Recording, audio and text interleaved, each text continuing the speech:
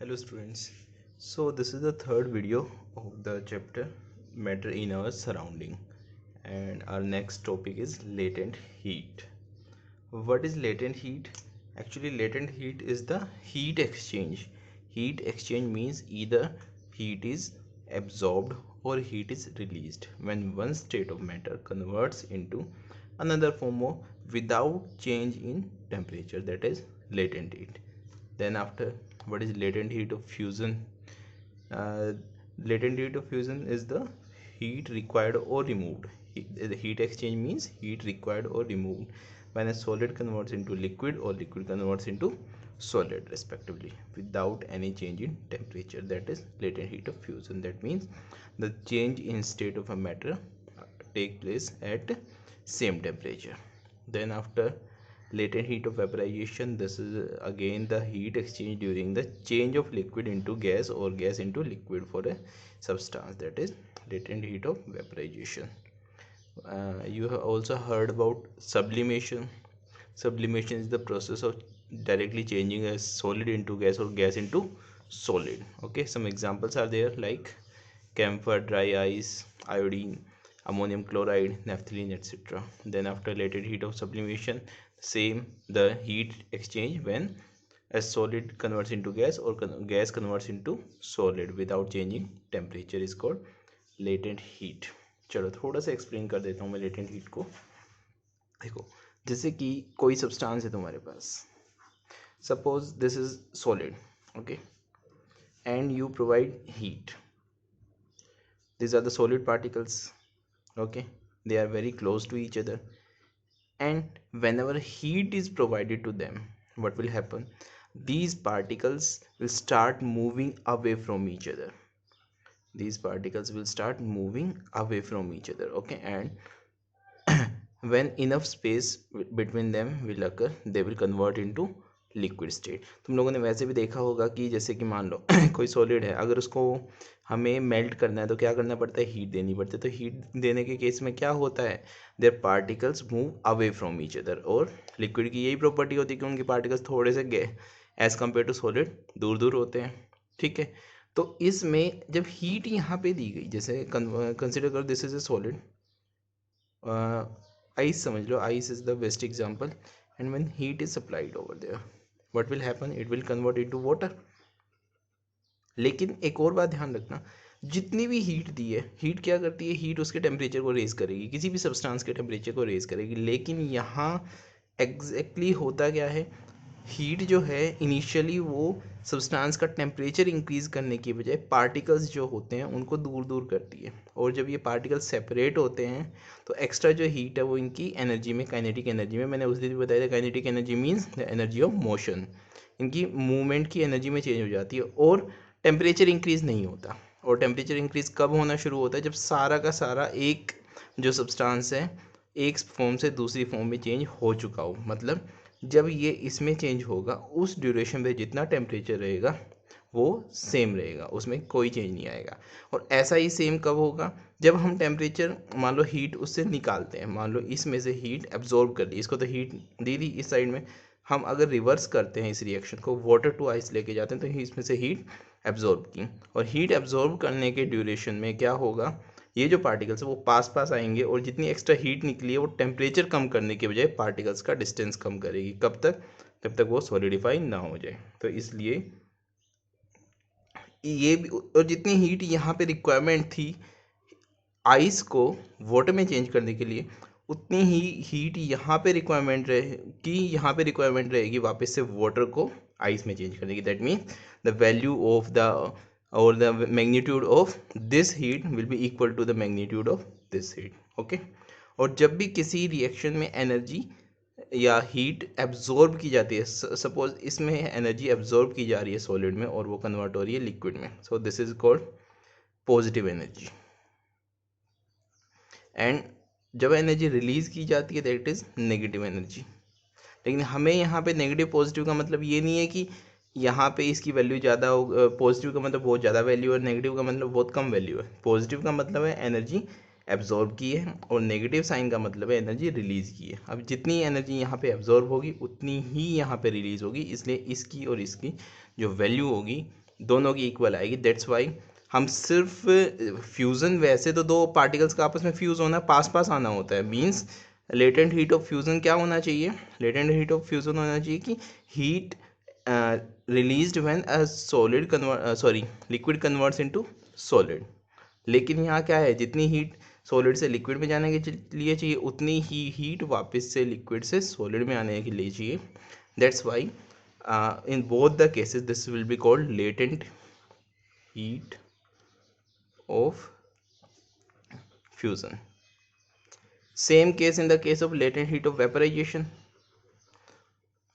When a liquid converts into vapors or vapors again convert back into liquid. Okay, इसमें जब एक फिर से एक स्टेट से दूसरी स्टेट में चेंज हो रहा है, लिक्विड टू गैस चेंज हो रहा है, इसमें जो हीट होगी वो क्या काम करेगी, लिक्विड पार्टिकल्स को एक दूसरे से दूर करने का काम करेगी, so that they converts into vapours and the temperature remain same for this time.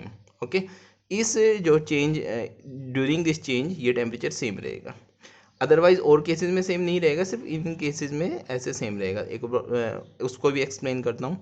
वैसे ही जो हीट यहाँ से रिलीज होगी, ठीक है, वापस से इसको कन्वर्ट करने में, उसको भी क्या बोलेंगे, heat of latent heat of vaporisation. चलो हम देख लेते हैं, जैसे कोई सॉलिड है, वो सॉलिड वही है, वाटर ले लो, वाटर है in form of ice eight -5 degree Celsius. अगर हम उसको हीट देंगे तो क्या होगा, वो हीट इसके टेम्परेचर को इंक्रीज करने में हेल्प करेगी। तो -5 से -4 -3 -2 -1 एंड 0, जब 0 पे पहुंचेगा देन क्या होगा, उसमें जो स्टेट है उसमें चेंज आता है, because it's the melting point of ice. तो इस जो स्टेट चेंज आएगा उसमें क्या होगा, सिर्फ पार्टिकल्स एक दूसरे से दूर दूर होंगे, उसमें हीट की वजह से उसमें टेम्परेचर इंक्रीज नहीं होगा। और जैसे ये सारे की सारी आइस वाटर में चेंज हो चुकी होगी, तब क्या होगा, फिर अगर हम हीट फर्दर इसको देते रहते तो टेम्परेचर इंक्रीज होगा, up to 100 degree Celsius temperature increase होगा। और उसके बाद क्या होगा, टेम्परेचर के बाद जब ये 100 डिग्री सेल्सियस पे पहुंच जाएगी, तो जितनी भी हीट एक्स्ट्रा इसमें एब्जॉर्ब होगी वो क्या काम करेगी, वाटर को वेपर्स में कन्वर्ट करने का काम करेगी, जब तक सारा वाटर वेपर में चेंज ना हो जाए। ठीक है, और उसके बाद ही 100 डिग्री सेल्सियस से थोड़ा सा आगे टेम्परेचर बढ़ेगा, अदरवाइज नहीं बढ़ेगा। सो ये जो एक स्टेट से दूसरी स्टेट में चेंज होने के लिए जो हीट एक्सचेंज होता है, मतलब हीट एब्जॉर्ब और हीट रिलीज होती है, that is called latent heat. Okay, अब एक और जो प्रोसेस बताई थी मैंने, सब्लिमेशन। सब्लिमेशन में क्या होता है, एटमॉस्फेरिक प्रेशर पे, मतलब नॉर्मल प्रेशर जो एटमॉस्फेयर का होता है उसके ऊपर जो सॉलिड होता है वो कन्वर्ट होता है गैस में, और गैस कन्वर्ट होती है वापस से सॉलिड में। कोई कुछ सब्सटेंसेस ऐसे होते हैं जो लिक्विड स्टेट में नहीं जाते, directly they convert into gas, और gas directly converted back into solid. तो इस केस में जो हीट चेंज आएगा, मतलब सेम टेम्परेचर, एक टेम्परेचर कांस्टेंट रहेगा जिसके ऊपर ये इसमें चेंज होगी, तो that is called latent heat of sublimation. बहुत इंपॉर्टेंट नहीं है लेटेंट हीट ऑफ सब्लिमेशन, लेकिन latent heat of vaporization and latent heat of fusion are very important. ठीक है, तो ये होगी सब्लिमेशन। इसके कुछ एग्जांपल हैं, जैसे कि NH4Cl अमोनियम क्लोराइड है, ये हम लैब में भी करते हैं ये, इसका तो एक्सपेरिमेंट। बाकी जो है नेफ्थलीन हो गया। अगर तुम लोगों ने एक और जो तुम लोगों ने एग्जांपल देखा होगा, जो हम फ्रेगरेंस के लिए रखते हैं ना एक, वो नेफ्थलीन का ही होता है। वो धीरे धीरे धीरे धीरे सारा का सारा सॉलिड से उसमें चेंज हो जाता है, गैस में चेंज हो जाता है। जो हम वॉशरूम्स वगैरह में रखते हैं ना, नाम ध्यान नहीं आ रहा उसका, फ्रेगरेंस के लिए रखते हैं, एक सॉलिड सा वाइट वाइट होती है, और वो डायरेक्टली किस में कन्वर्ट हो जाती है, गैसेस पार्टिकल्स में। तो उसको भी हम एक एग्जांपल ले सकते हैं कि वो क्या है, वो है सब्लिमेशन का एक एग्जांपल है। ठीक है, इसके अलावा नेफ्थलीन बॉल्स होती हैं। आजकल तो जो ये क्या बोलते हैं, नेफ्थलीन बॉल्स का जो कीट वगैरह, अगर किसी में इंसेक्ट्स वगैरह नहीं जाए किसी स्पेशल जैसे कपड़ों वगैरह में, इसलिए उसमें नेफ्थलीन बॉल्स रख देते हैं। तो नेफ्थलीन बॉल्स की स्मेल बहुत ज़्यादा हो जाती है। वो स्मेल क्यों होती है, because naphthalene balls from solid are directly converting into gas. इसके अलावा ड्राई आइस का भी नाम सुना होगा तुम लोगों ने। ड्राई आइस क्या होते हैं, it is solid CO2। Solid CO2 means CO2 का टेम्परेचर काफ़ी कम कर देते हैं, लगभग -109.5 डिग्री फ़ारेनहाइट के आसपास जो CO2 गैस होती है वो कन्वर्ट हो जाती है सॉलिड में। ठीक है, लगभग इस टेम्परेचर पे। तो उसको बोलते हैं हम ड्राई आइस। ये जो ड्राई आइस ऐसे एक्सपेरिमेंट्स में यूज़ होती है जहाँ पे हम वाटर की आइस को यूज़ नहीं कर सकते। क्यों? क्योंकि वहाँ पे ड्राई एटमॉस्फेयर चाहिए होता है और बहुत कम टेम्परेचर भी चाहिए होता है, इसलिए वहाँ पे क्या यूज़ होती है? ड्राई आइस होती है। Dry ice is solid CO2। अच्छा, एक दिन पहले मैंने तुम लोगों का जो टेम्परेचर चेंज है एक यूनिट से दूसरी यूनिट में वो करवाया था, फिर से एक बार रिपीट कर लेते हैं। Like if the temperature given is in 0 degree Celsius, अगर हम उसमें 273.16, कुछ बुक्स में 16 मिलेगा, कुछ 15 भी मिलेगा, ठीक है। और अगर हम इसको बोलते हैं ये किसके इक्वल हो जाएगा? इसके केल्विन टेम्परेचर के इक्वल हो जाएगा। और कई बार क्या होता है 273.16 की बजाय सिर्फ हमारी कैलकुलेशन इजी हो जाए ओनली 273, तो ये भी ठीक है। हम मोस्ट ऑफ द टाइम हम यही करते हैं कि डिग्री सेल्सियस में अगर 273 जोड़ दे तो वो कितना हो जाएगा? Kelvin. For example 0 degree Celsius है, उसमें अगर हम उसको हमें केल्विन में कन्वर्ट करना है तो उसमें कितना ऐड कर देंगे? 273, and it converts into 273 kelvin. Room temperature जो होता है 25 डिग्री सेल्सियस, अगर उसमें हम उसको हम केल्विन में कन्वर्ट करते तो उसमें 273 ऐड कर देंगे और इट बिकम्स 298 केल्विन, ठीक है। इसके अलावा अगर तुम्हें केल्विन से इसमें चेंज करना हो तो जैसे मान लो तुम्हारे पास 400 केल्विन है, उसको डिग्री सेल्सियस में चेंज करना हो तो क्या करेंगे? इसमें 273 ऐड हो रहे हैं तो इसमें माइनस हो जाएंगे, -273 is equal two degree Celsius, और ये कितना हो जाएगा? 273 127, थोड़ा ये कैलकुलेशन देख लें, 127 डिग्री सेल्सियस हो जाएगा इसकी कैलकुलेशन, ठीक है। इसके अलावा degree Celsius two degree Fahrenheit के लिए क्या फॉर्मूला था?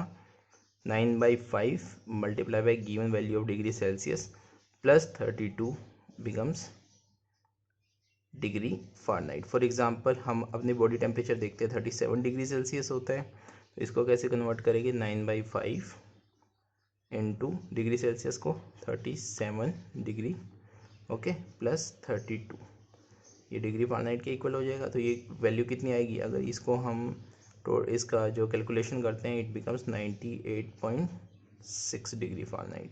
ये हमारा बॉडी टेम्परेचर होता है। जो बोलते हैं ना कि फीवर 104 है, 102 है, that is relative to that degree Fahrenheit, that is 98.6। If your temperature is 98.5 to 98.7, it is normal. Up to even 98.9 or 99, even up to that temperature it is considered to be normal in many cases, okay. So these are the I have already given you assignment for doing these questions, that is conversion of units of temperature, okay. Do them in the fair notebook as well as do whatever I have done we have done today. Thank you.